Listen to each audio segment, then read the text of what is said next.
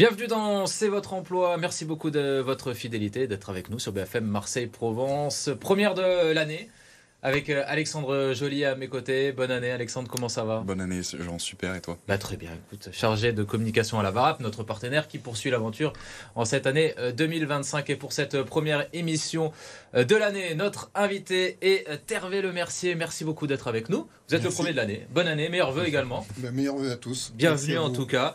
Président de la Fédération des entreprises de la propreté du Sud-Est, le secteur de la propreté, un tremplin pour l'emploi dans notre département. C'est le thème de cette émission. On en parle avec vous évidemment dans un instant. Mais avant ça, les offres d'emploi où on recrute.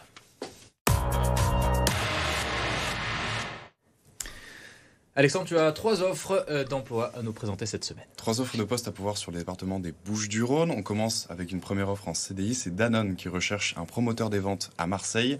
Vous aurez pour mission le développement de l'activité, le suivi des opérations promotionnelles et la saisie des indicateurs commerciaux. Pour ce poste, le profil recherché est un profil avec une première expérience sur un poste similaire. On vous demandera de faire preuve d'une certaine fibre commerciale, d'un bon relationnel et d'une certaine proactivité. Pour candidater, rendez-vous sur le site qui s'affiche à l'écran. Une deuxième offre en alternance, cette fois-ci c'est Castorama qui recherche un poste en contrôleur de gestion au Pen Mirabeau. On vous demandera de réaliser le pilotage des indicateurs de gestion, l'optimisation de la rentabilité du magasin et le développement des compétences des collaborateurs. Pour ce poste, le profil recherché est un profil en préparation d'un bac plus 4 ou 5 en commerce de gestion. On vous demandera de faire preuve d'une certaine pédagogie, d'un bon esprit d'analyse et d'un certain esprit d'équipe. Pour candidater, rendez-vous sur le site qui s'affiche à l'écran.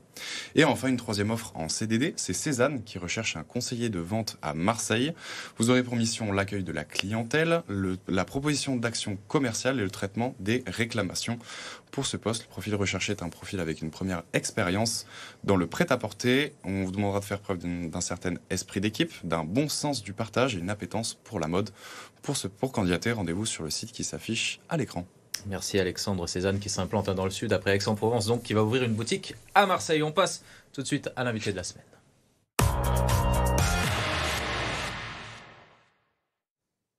Hervé Lemercier, vous êtes le président de la Fédération des entreprises de la propreté du Sud-Est. Il va falloir que vous nous expliquiez un petit peu quel est le rôle de cette fédération et surtout à qui s'adresse-t-elle? Alors, bonjour à tous. C'est une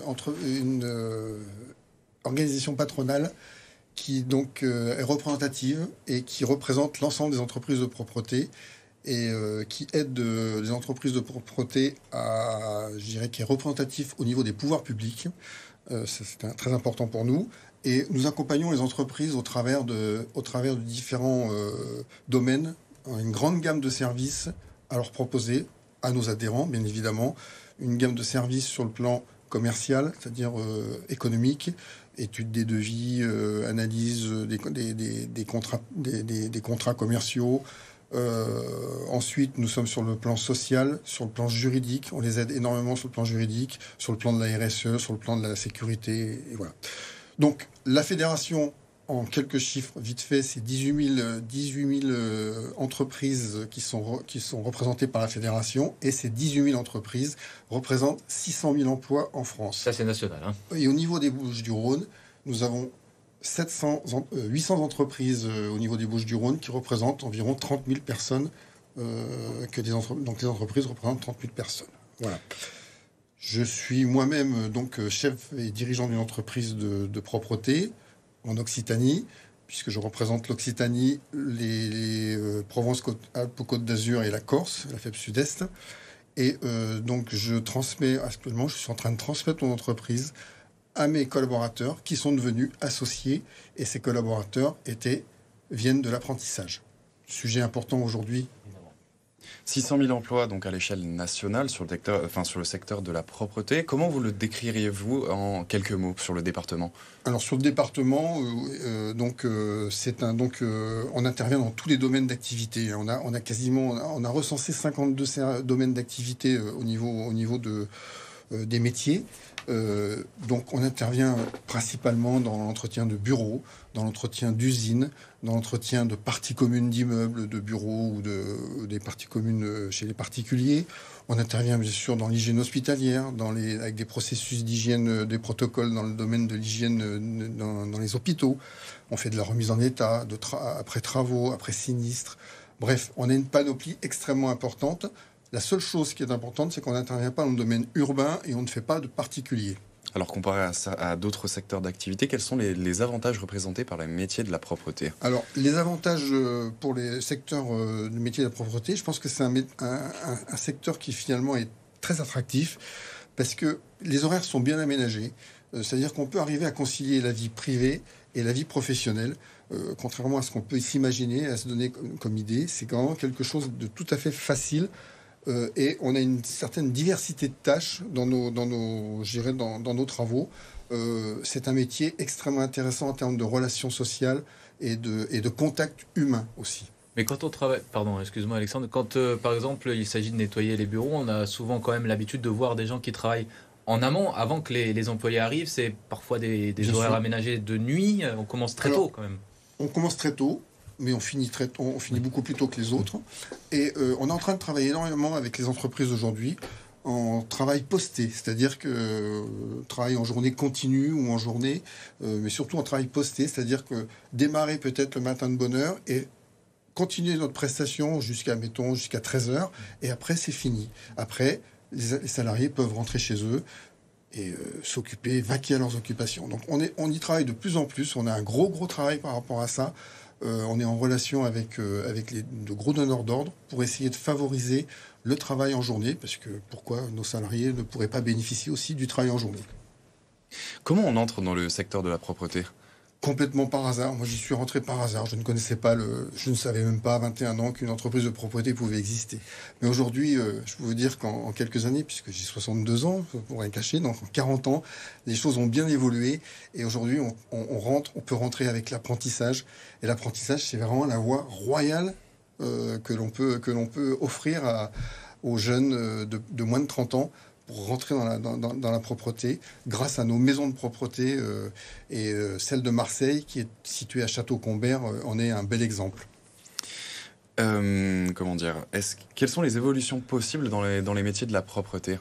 Alors les évolutions, on peut démarrer au bas de l'échelon comme agent d'entretien, et donc on suit des formations. Il y a des agents spécifiques qui ont des formations bien spécifiques dans des domaines, comme je vous le disais tout à l'heure, l'hygiène hospitalière, l'agroalimentaire, enfin différents domaines. Donc on a des ouvriers spécialisés, et ensuite des chefs d'équipe, des responsables de secteur, et voire même des dirigeants, des cadres dirigeants. Tout ça, c'est des postes qui peuvent évoluer. C'est vraiment le métier de la propreté, c'est un ascenseur social. Et j'en suis un exemple. J'ai démarré au bas de l'échelon et aujourd'hui, je termine ma carrière en tant que chef d'entreprise. Et j'ai des tas d'exemples j'aurais des tas d'exemples à vous donner, mais je n'ai que 6 minutes. Donc les métiers de la propreté sont des véritables métiers d'ascenseur social. Est-ce que vous mettez en place des actions justement pour aider les apprenants dans leur contrat en apprentissage? Oui, tout à fait. Donc il faut savoir que les apprenants en contrat d'apprentissage, les jeunes de moins de 30 ans, si ces personnes sont domiciliées à plus de 50 km de la maison de propreté de Château-Combert, on les loge gratuitement ils ont un logement gratuit pendant toute la durée de leur formation. Il y a aussi des cofinancements pour le permis de conduire. Il y a aussi des aides au niveau de la nourriture, des vêtements, parce qu'on s'aperçoit que les étudiants ont de plus en plus de mal à joindre les deux bouts.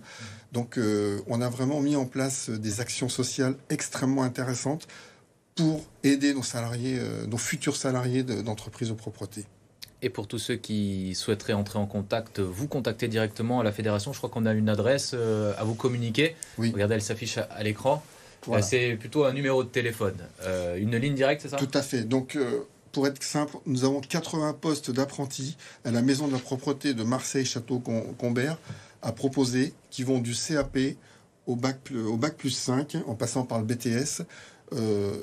Là, à tout moment de l'année, on peut s'inscrire? À tout moment, D'accord. puisque c'est en discontinu, c'est D'accord. en entrée-sortie, il n'y a pas de De rentrée, de scolaire. calendrier scolaire. Ok. Tout à fait. Donc n'hésitez pas, il faut vraiment, je veux dire, les personnes qui souhaitent vraiment intégrer cette profession, il y a vraiment des métiers intéressants. C'est un ascenseur social, comme je le dis, et c'est vraiment un métier humain, un métier de relation extrêmement intéressante et extrêmement attachant. Merci beaucoup Hervé Merci. Lemercier. Vous restez avec nous pour la suite de cette émission puisqu'on va passer tout de suite à la candidature de la semaine.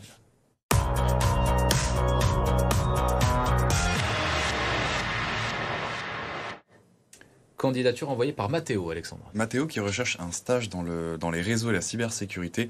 On l'écoute. Salut, moi c'est Mathéo Jean-Fermy, j'ai 19 ans et j'habite à Allo, près de Marseille.